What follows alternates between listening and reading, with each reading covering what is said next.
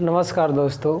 जो मूल मात्रक जो हम इसके पहले मैं पढ़ा चुका हूँ, लेकिन मैं मूल मात्रक जो बताया हूँ उसी प्रकार एक हमारा व्युत्पन्न मात्रक है। व्युत्पन्न जो मात्रक होता है वो कैसे निकलता है, व्युत्पन्न जो राशियाँ होती हैं वो क्या होती है और व्युत्पन्न राशियाँ से कैसे व्युत्पन्न मात्रक निकलता है, आज पुनः हम देखेंगे आप इस प्लेटफॉर्म के ज़रिए। तो हम देखेंगे आज राशियाँ हैं, इसके पहले मैं पढ़ा चुका हूँ मूल राशियों को आप लोग जाकर देख सकते हैं, लेकिन आज हम पढ़ेंगे व्युत्पन्न राशियाँ। व्युत्पन्न राशियाँ क्या है और व्युत्पन्न मात्रक क्या है। तो हम आज पढ़ेंगे व्युत्पन्न मात्रक।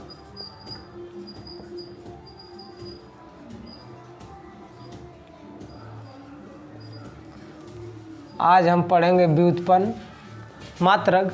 जो व्युत्पन्न मात्रक होता है किसे कहते हैं, तो एक बार देख लीजिए व्युत्पन्न मात्रक किसे कहते हैं। व्युत्पन्न मात्रक यानी जो हमारा मूल राशियां हैं, मूल राशियां के अलावा जो हमारा मूल राशियां के अलावा वह भौतिक राशियां जो वे भौतिक मात्रक के यानी जो मूल मात्रक होते हैं उनके जो घात लगाकर लिखे जाते हैं और जो हमको प्राप्त होता है मात्रक, उसे ही क्या कहते हैं, व्युत्पन्न मात्रक कहते हैं। आप कह सकते हैं कि कोई भी यानी मूल मात्रक यानी जो मूल मात्रक को छोड़कर यानी इसको छोड़कर मूल मात्रक जो भी है 7 मूल मात्रक, इसको छोड़ दीजिए। मूल मात्रक 7 है, उसको आप छोड़ दीजिए और उसको छोड़ने के बाद वे भौतिक राशियाँ, उसके बाद जो भी हमारा भौतिक राशियाँ आती हैं और उस मूल मात्रक को उस भौतिक राशियाँ में घात लगाकर जब लिख कर जो हमको प्राप्त होता है उसे ही कहते हैं व्युत्पन्न मात्रक। तो चलिए लिखते हैं कि मूल मात्रक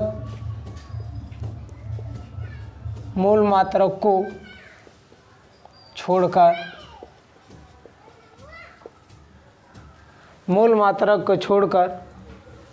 वे भौतिक राशियाँ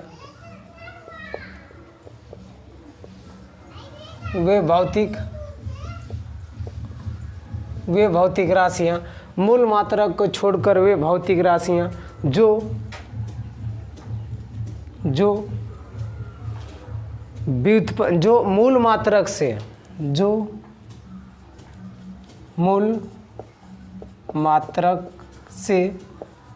मूल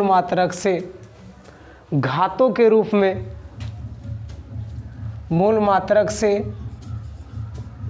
घातों के रूप में यानी घातों के रूप में प्राप्त वह राशि यानी कौशल मूल मात्रक को छोड़कर वे भौतिक राशियाँ जो मूल मात्रक से घातों के रूप में प्राप्त होता है या प्राप्त हुआ राशि व्युत्पन्न राशि कहलाता है। व्युत्पन्न राशि कहते हैं या कहलाते हैं। जैसे में आप लिख सकते हैं आयतन लिख सकते हैं। व्युत्पन्न हमारा राशियाँ होती हैं आयतन, घनत्व, वेग, बल, त्वरण, ये हमारा क्या है, व्युत्पन्न राशियाँ हैं। ये व्युत्पन्न हमारा राशियाँ हैं, जो भी हम यह देख रहे हैं ये हमारा व्युत्पन्न राशियाँ हैं। यह व्युत्पन्न राशियाँ हैं और इसी व्युत्पन्न राशियाँ से हमको मिलेगा व्युत्पन्न मात्रक। और व्युत्पन्न मात्रक लाने के लिए हमारा मूल मात्रक इनमें इन्वॉल्व होना ज़रूरी है, तभी ये बन सकता है हमारा मूल यानी व्युत्पन्न मात्रक तभी निकल सकता है, उस तरह हमारा व्युत्पन्न मात्रक नहीं निकल सकता है। तो एक बार पुनः आप लोग देख लीजिए कि मूल मात्रक को छोड़कर वे भौतिक राशियाँ जो मूल मात्रक से घातों के रूप में व्यक्त कर जो प्राप्त हो सकता है उसे ही कहते हैं व्युत्पन्न मात्रक या व्युत्पन्न राशियां द्वारा जो हमको लिखने से मिलता है उसे ही कहते हैं व्युत्पन्न मात्रक।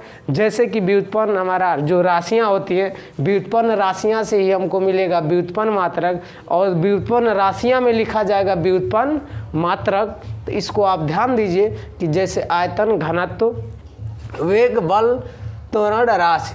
तो चलिए एक और हम लिखते हैं व्युत्पन्न राशि, एक और लिखेंगे व्युत्पन्न राशि, दूसरा और लिखेंगे व्युत्पन्न मात्रक,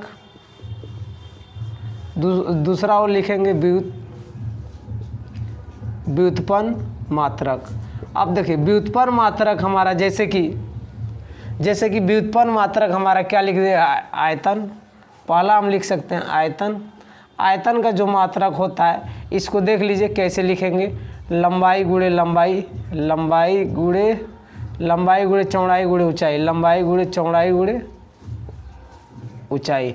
आप इस तरह लिख सकते हैं, यानी तीनों, लंबाई भी मीटर में नापा जाता है, चौड़ाई भी मीटर में नापा जाता है और ऊंचाई भी मीटर में नापा जाता है।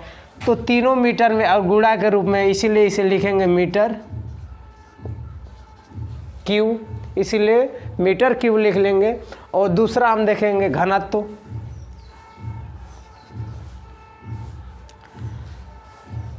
दूसरा सपोर्टेड वेग देख लीजिए, वेग देखिए, वेग के कहेंगे कि मीटर प्रति सेकंड। अब देखिए घात को कैसे, इसको घात के रूप में कैसे लिखेंगे, इसको मीटर इस तरह लिख लीजिए और सेकंड यानी सेकंड इसको इस तरह लिख लीजिए, मीटर प्रति सेकंड इसको भी कहेंगे, मीटर प्रति सेकंड इसको भी कहेंगे। यानी आप इस तरह वेग का जो व्युत्पन्न मात्रक होता है मीटर पर सेकंड, मीटर, और व्युत्पन्न जो आयतन का होता है मीटर क्यूब होता है। अब देख लीजिए बल, जो बल का मात्रक होता है, बल का मात्रक देखिए, बल का मात्रक क्या होता है, द्रव्यमान गुणे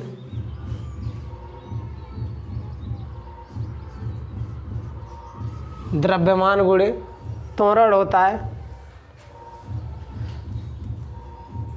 तो देखिए द्रव्यमान का मात्रक क्या होता है, किलोग्राम, और त्वरण का मात्रक होता है मीटर प्रति सेकंड स्क्वायर होता है। इसको हम लिख सकते हैं, यानी इसको लिख सकते हैं, देख ले शॉर्टकट लिख रहे हैं, किलो को केजी लिख दिए, मीटर को एम लिख दिए, और इसको लिख सकते हैं केजी मीटर प्रति सेकंड स्क्वायर, देखिए शॉर्ट, और इसको लिख सकते हैं मीटर क्यूब। आप इस तरह राशियों को और इसको यानी सिंबल से दर्शा सकते हैं, मन कर सिंबल से दर्शाइए, मन करे उसका नाम शुद्ध लिख लीजिए, और आप इस तरह आप निकाल सकते हैं व्युत्पन्न राशियाँ। तो देखिए आप त्वरण भी निकाल सकते हैं।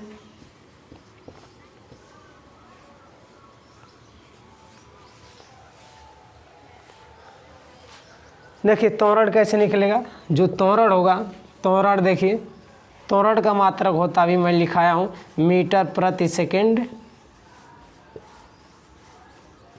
स्क्वायर, या आप लिख सकते हैं मीटर प्रति सेकंड स्क्वायर, यह इसका व्युत्पन्न राशि है।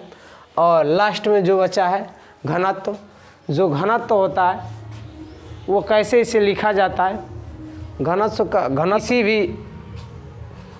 किसी भी वस्तु पर घनत्व कैसे काम करता है, इसको द्रव्यमान बट्टा आयतन, देखिए घनत्व का जो मात्रक होगा, चौथा इसे लिख देंगे, घनत्व का जो मात्रक होगा द्रव्यमान बट्टा आयतन होता है। तो द्रव्यमान को कहते हैं किलोग्राम, किलोग्राम कहते हैं, और आयतन को अभी निकाले हैं कि मीटर, देखिए आयतन का जो मात्रक है मीटर क्यूब, इसीलिए इसे केजी को क्या, किलोग्राम को केजी लिखेंगे, और मीटर को एम से क्यू, और इसको देखिए कैसे लिखा जाएगा घात के रूप में, कि घात देखिए लिखा गया, इसको इस तरह भी लिख सकते हैं केजी मीटर, यानी क्यूब होता है, घनत्व का ये मात्रक होता है। आप इस तरह व्युत्पन्न जो मात्रक होता है, इधर व्युत्पन्न राशियां हैं और इधर सब क्या व्युत्पन्न मात्रक।